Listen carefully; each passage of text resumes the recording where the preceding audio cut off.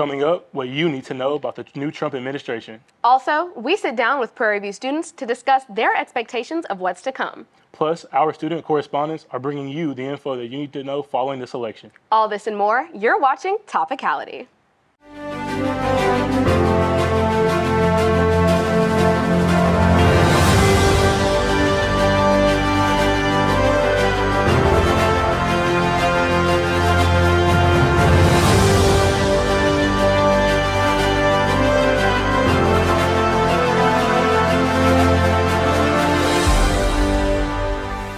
If it's Tuesday, it's time for Topicality. I'm Bailey Boyce. And I'm Micah Beard. Let's jump right in. In today's episode of Topicality, we are focusing on the re-election of former President Donald J. Trump. But Trump isn't a political issue. Trump is a moral, ethical, and humanitarian issue. That being said, this is Topicality, so let's talk politics. We're diving into the economic, congressional, foreign, domestic, and federal policies and agendas that are in the works for the president's re-election. As he prepares to take office once again, we'll explore the broader implications of his administration's approach to issues like trade, taxation, and regulatory reform. With a more conservative Supreme Court and a pro-Trump Congress, the landscape for his second term promises to be dramatically different, and we'll break them down and what these changes could mean for both the domestic and global stage. A week after winning his second term, Donald Trump announced his first wave of appointees, marking the start of staffing his White House and key government departments. Trump is building a more defined administration with a focus on his loyal allies from his 2024 campaign. Fox News' Pete Hegseth has been named the Secretary of Defense, despite lacking senior military or national security experience, and Susie Wiles, a senior campaign advisor, was also appointed White House Chief of Staff, making her the first woman in the role. Trump also tapped tech billionaire Elon Musk and biotech investor Vivek Ramaswamy to lead a new Department of Government Efficiency, a non-official advisory body aimed at dismantling bureaucracy. A significant part of Trump's tax plan involves using the revenue generated from increased tariffs, particularly on China and other foreign imports, to offset income tax cuts. While this might lower taxes for some, it could also backfire by increasing the cost of goods due to higher tariffs, which would disproportionately affect consumers, especially lower and middle income households. Trump argues that his tax plan will drive long-term economic growth by encouraging investment, increasing job creation, and reducing the trade deficit. However, critics warn that the immediate effects, particularly from the tariffs, could increase costs for American consumers and dampen the purchasing power of everyday families. Trump's proposed tax cuts don't include the impact of tariffs. Basically, the money has to circulate one way or another, and it's always going to come out of our pockets before the 1%. Critics have also warned that Trump's mass deportation plan could cost upwards of $300 billion. And guess where that comes from? Donald Trump plans to mobilize U.S. agencies to deport record numbers of immigrants, leveraging resources like the military, diplomats, and Republican-led states. The effort would pressure sanctuary jurisdictions and require more officers, detention space, and immigration judges. American Immigration Council, an immigrant advocacy group, estimated the cost of deporting 13 million undocumented immigrants could cost nearly $1 trillion over a decade. Tom Homan, former ICE director, expects deportation to depend on available personnel and detention space, with a key challenge being the willingness of other countries to accept their citizens, an issue Trump struggled with in his first term. Trump's return to the White House could lead to cuts in public health programs, increased uninsured rates, and tighter abortion restrictions. Possible changes include weakening the Affordable Care Act protections, also known as Obamacare, imposing Medicaid work requirements, and reducing funding for safety net insurance. Efforts to weaken the ACA may include cuts to enrollment outreach and allowing insurers to charge higher premiums for sick individuals. Critics of federal health programs could gain more influence, raising concerns about public health and trust in science. Abortion access may be further restricted, including limits on mail-order medications. Trump supports letting states decide abortion laws, with 13 states banning the procedure and 28 others imposing restrictions. Trump could move to restrict access to abortion medications, which are used in more than half of abortions. Topicality will be right back after this commercial break.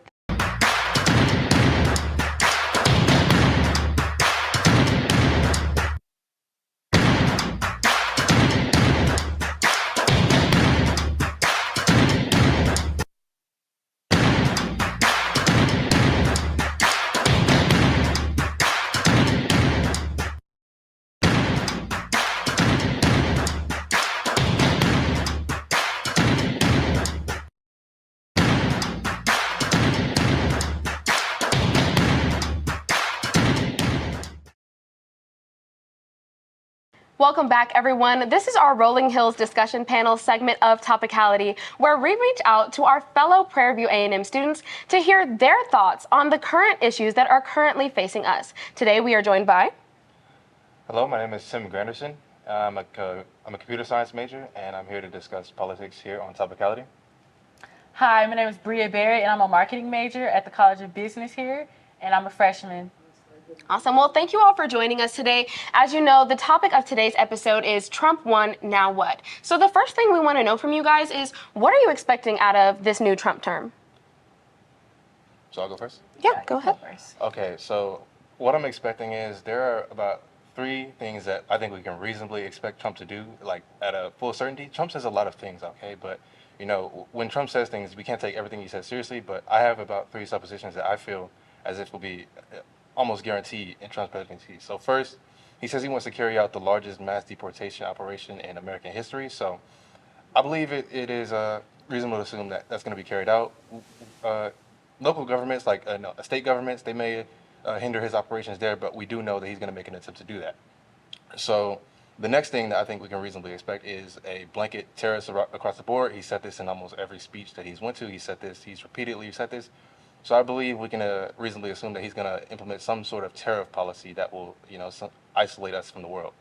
And lastly, one thing that I feel is really important and really pertinent to PVMU and colleges is he said he wants to attack the Department of Education. So I think we can expect him to do that. He has the House and the Senate. He has the capabilities of doing that. So I believe that soon we may see him make a move to abolish the Department of Education.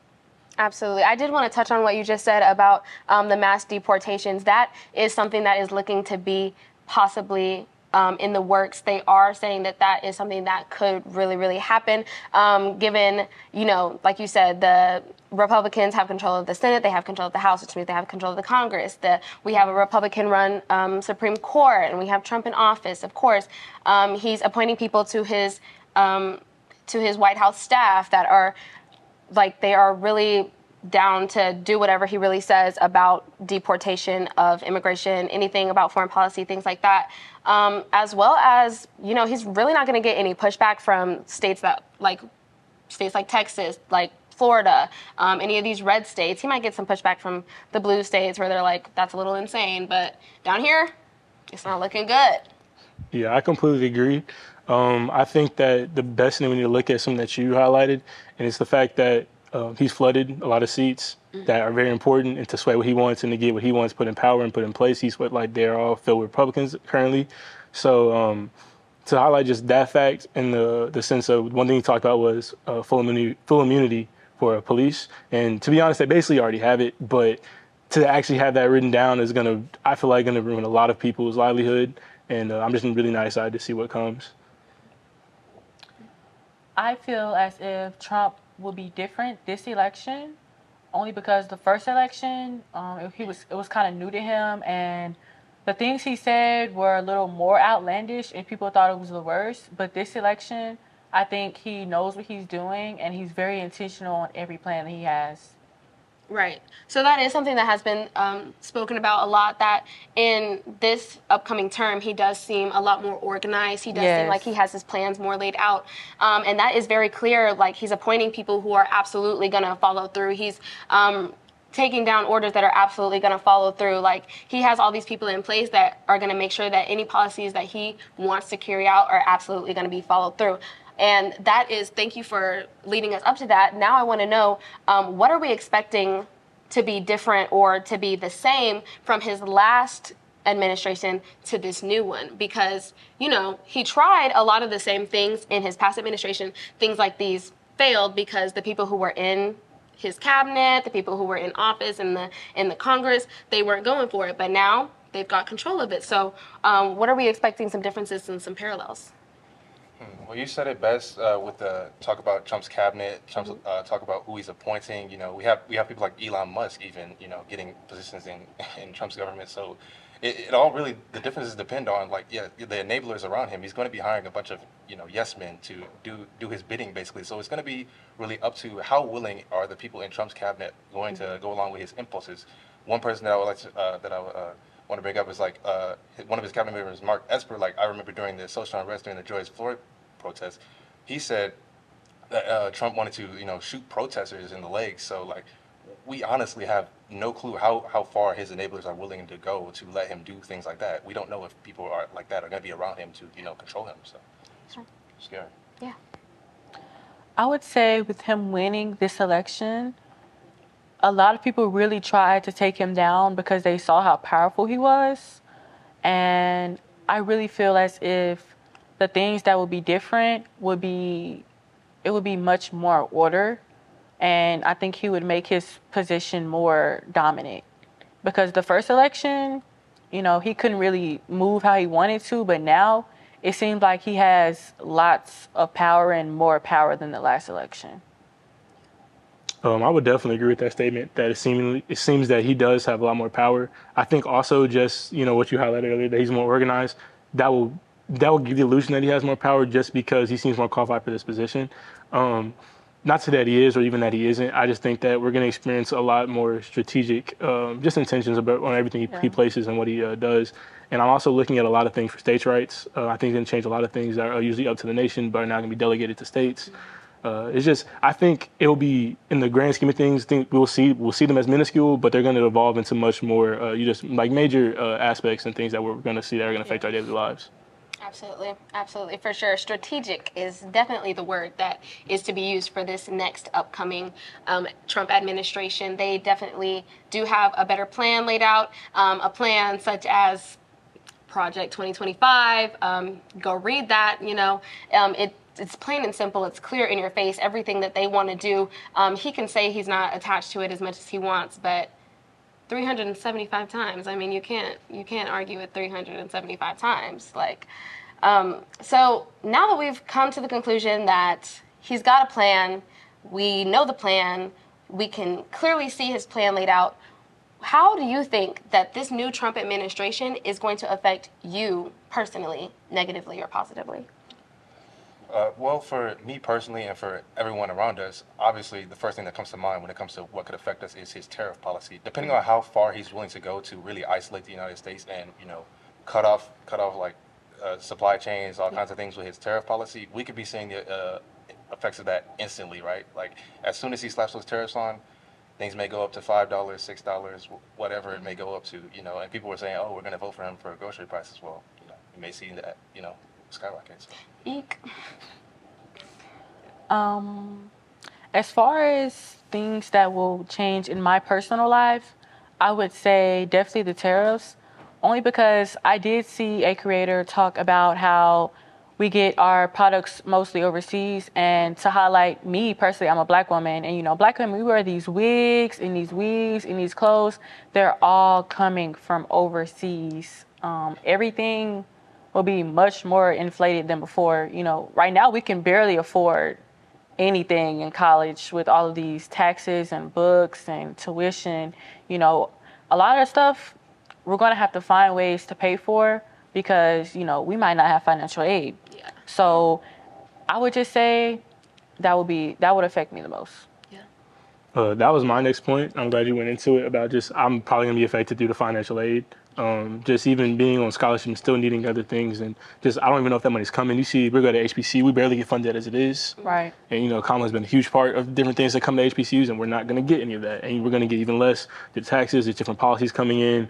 And as we all know, we're all targets. And police are also, again, they're trying to give them immunity, which even if they basically already have it, it's being written, it's just a whole other level of targets that are going to be put on our backs. And so I feel like we're just growing up, having to watch over my shoulder and different things like that, and actually stepping into adulthood, now I'm going to have to kind of rethink some of my jobs, like what I'm going to do if I don't want a job with government clearance. There's a lot of different things that now I'm going to have to be even more protected than normal because I'll have an unfair shot. And even as getting to a wider future of if I bring a kid into the world, if I have to bring a kid into a climate that now Trump has changed just drastically. So I can't tell you right now how positively or negatively it'll affect my life. It's just I don't see really a lot of positive things at the moment. Absolutely.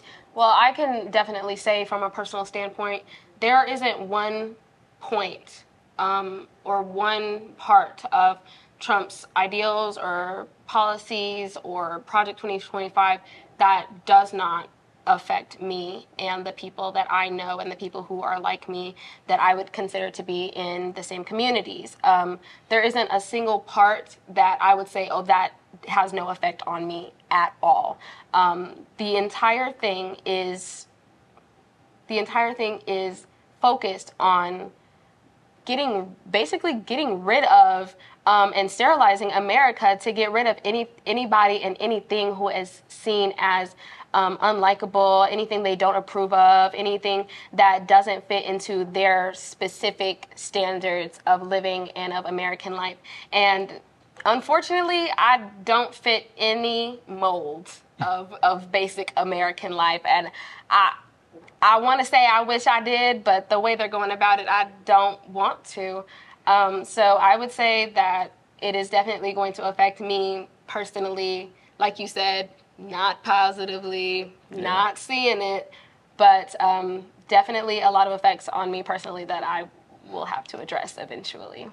Honestly, the only thing I could possibly see is now that the majority of people are satisfied, maybe you won't have another January 6th, you won't have another riot, revolt, I can feel a little bit safer, maybe. Hey. Because maybe they're satisfied, they won't bother me, so. You know, there's always hope. There's always hope. You know, like, hey, we would never do a January 6th. That's what I'm saying. We would never partake in such activities. But, you know, we're raised differently, and that's okay. So, you know, thank you all so much for joining us today on Rolling Hills. We really appreciated hearing from the both of you, from all of you, and we hope everyone watching at home has heard something that probably opened their eyes and got them to do a little bit more research for themselves. Thank you so much for watching. I'm Bailey Boyce. I'm Micah Beard. And these are our friends. Have a great day.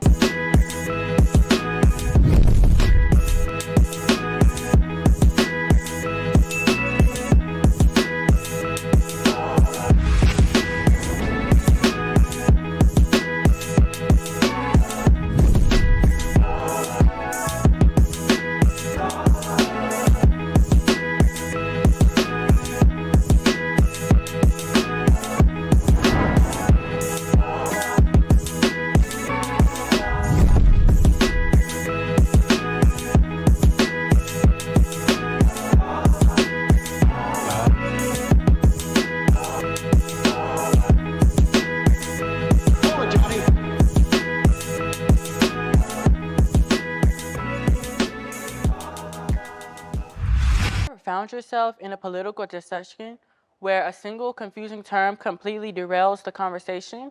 Or have you felt completely left out because the conversation was going over your head? Well, we're here to empower you with the vocabulary you need to be involved in your democracy. I'm your host, Bria Berry, and this is Well Defined. Let's start off with Trumpism. Trumpism is a political movement in the United States that comprises the political ideologies associated with Donald Trump and his political base. This movement is powerful and is growing in multiple communities. Many people of different races are joining the movement regardless of their consequences. The term Trumpism emerged during Trump's 2016 presidential campaign. Now that we understand Trumpism, let's talk about tariffs. A tariff is a tax that imposed by the government of a country or by a supranational union on imports and exports of goods. Tariffs have a dual purpose. Aside from raising government revenue, they are intended to protect domestic industries from foreign competitors and encourage consumption of domestic goods by making imported products more expensive. Now let's talk about bureaucracy. A bureaucracy is a system of organizations that uses hierarchical structure and rules to make decisions and to manage large institutions. These institutions could be public administration, corporations, societies, nonprofit organizations, and clubs, which intend to make decisions about division of professional management, strict chain of command, and legal authority. Thank you for tuning in. We hope you feel more equipped to engage in the conversations that shape our futures. I'm Bria Berry, and you've been watching Well Defined. Hey Panthers, it's time to share your voice, hear fresh perspectives, and be a part of the conversation. I'm your host, Haley Sampson, and welcome to Capitol Hill. Hey y'all, I'm here with Aaliyah, Kayla Young, I'm Kirsten, Kennedy, Nikki, Markel, Karma, Matthew, Kyla, Malik, Hannah Sampson, Malcolm McBride, Mariah, Kanice, Justin. Aaliyah. What's your favorite Donald Trump quote? Kamala is having a dance party with Beyonce. She was at a dance party with Beyonce. Hey. Joe Biden's asleep, and Kamala's at a dance party with Beyonce. Okay. Dance party with Beyonce. That one was funny because what you mean by that? Nobody's in charge. Joe Biden is asleep. Kamala is at a dance party with Beyonce. I think my favorite one would be when he's just like, oh, I don't have a plan. I have a concept of a plan. You know, but when I get in office, I'll have a plan. Just a yes or no, you still do not have a plan. I have concepts of a plan. I'm not president right now. I have never seen a thin person drink Diet Coke. The only people I see in the room are the black people. I can't see too many people out there, but I can only see the black ones. I can't see any white ones. You see? I don't really know the context, but he just kept saying, like 3 times in a row. So that's my favorite. You got it, darling. I'm so proud of my girl. Well, she couldn't do it. When you be like, turn off the lights, off, turn off. That's my favorite. Turn them off. Turn them off. Let's go. Ready? Turn off the lights. Turn off the lights. It's very hard for them to attack me on looks because I'm so good looking. Oh. Mine is they're eating the dogs, they're eating the cats. The people are eating the dogs. They're eating the cats. They're eating the dogs and the cats in Ohio. They're eating the cats. They're eating the dogs. They're eating the dogs. The people that came here, they're eating the cats. They're eating the dogs. The people that came in, they're eating the cats. They're eating the pets of the people that live there. Thanks for joining us today on Capitol Hill. Remember, every conversation is a chance to learn something new. I'm your host, Haley Sampson. We'll see you next time. Bye.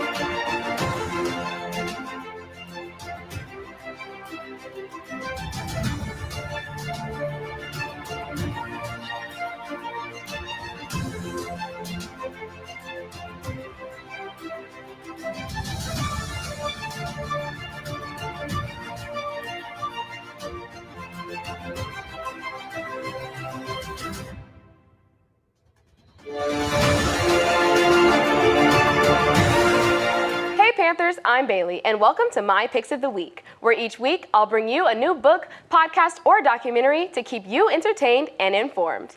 This week, I'm recommending The Comeback King, a Trump special by Channel 4, which is a British public broadcasting service.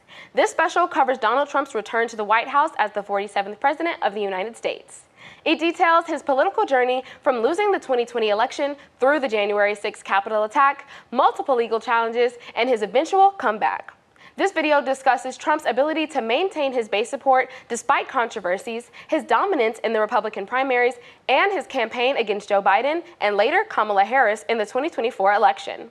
It highlights Trump's unique political style, his impact on the Republican Party, and the factors that contribute to his successful return to power. Next, I think you should watch Trump's Takeover, a documentary by Frontline. In this documentary, Trumpline went inside former President Trump's high-stakes battle for control of the GOP, examining how he attacked fellow Republicans and used inflammatory rhetoric that rallied his base and further divided the country in the first year as president. Through interviews with longtime Republican legislators like former Senator Jeff Flake, House Freedom Caucus members, including Representative Jim Jordan, former senior White House officials, including Kellyanne Conway and Sean Spicer, and other D.C. insiders, Trump's takeover examines how years before the January 6, 2021 U.S. Capitol attack, the president was remaking the GOP in his own image, counterpunching when criticized and publicly attacking those who defied him. Well, those are my picks of the week. Whether you're looking to engage with thought-provoking content or explore new interest, I hope you found something that resonates with you. I'm Bailey Boyce. Thanks for watching. Hello, everyone. Welcome back to Topicality. Today, we're talking taxes. With the 2024 election behind us, let's take a look at former President Donald Trump's proposed tax plan for 2025. This tax plan builds on his previous Tax Cut and Job Act of 2017, but it also introduces new changes. We're going to break down what's included, who could benefit, and what the possible economic impact might be. I'm your host, Corey Talton, and this is Common Sense. First, let's look at what Trump's 2025 tax proposal actually includes. Some of it continues the goals from his 2017 tax plan, lower taxes and encouraging growth, but has some new elements too. Here's a quick overview. First, he wants to make the individual tax cuts permanent. The 2017 individual tax cuts are set to expire in 2025. Trump's proposal aims to make those tax cuts permanent, which would prevent an automatic tax increase on individuals and families. Secondly, Trump wants to lower income tax rates. Trump has discussed a goal of reducing income tax brackets even further, potentially consolidating them into 3 brackets and reducing the tax rate from 37% to 33%. Trump also wants an expansion of the standard deduction. The standard deduction could be increased again, making it even easier for taxpayers to avoid itemizing and simplifying the tax filing process. He aims to further the corporate tax reduction. While the corporate tax rate is already 21%, there's a proposal to reduce it to as low as 15% to boost American businesses' global competitiveness. Lastly, he wants middle class tax cuts. Trump has also teased a middle-class miracle tax cut, which would potentially offer a new tax bracket of 15% for middle-income earners. Now that we know what's on the table, let's talk about who would likely benefit the most from these changes. First, it would benefit high-income earners. Lowering the tax rate from 37% to 33% would primarily benefit high-income households. Those with significant earnings would see a larger portion of their income taxed at lower rates. It would also be beneficial for the middle-class family. The proposed middle-class tax cut combined with an expanded standard deduction could lead to a higher take-home pay for middle-income families, especially those who don't itemize deductions. Lastly, the tax plan would benefit businesses and corporations. A lower corporate tax rate of 15% would benefit U.S. corporations and could encourage more investment in the country. Small businesses that operate as pass-through entities could also see a lower tax burden, and their rates are adjusted accordingly. So what might these tax cuts mean for the economy? Let's look at both the upsides and the challenges. One upside would be increased take-home pay. With individual tax cuts, Americans could see more income, which could increase consumer spending, a key driver of the economy. More money in the pockets of Americans generally means more buying power. Another upside would be boosted business investment. Lowering the corporate tax rate further could encourage companies to invest in growth and innovation. Proponents argue that this would make the U.S. business more competitive globally and could lead to new jobs and higher wages. One challenge would be higher deficit concerns. Like the 2017 tax plan, the 2025 proposal could lead to a significant loss in federal revenue. If economic growth does not keep up with the tax cuts, this would likely increase the federal deficit. Critics argue that this places an extra burden on further generations. The impact of wealth inequality could also be seen as a challenge, which While some provisions, like the middle class tax cut, might help reduce tax burdens for the middle income earners, other changes, like lower rates for high earners and corporations, could continue to benefit wealthy households more than others. The long-term fiscal impact could also be catastrophic.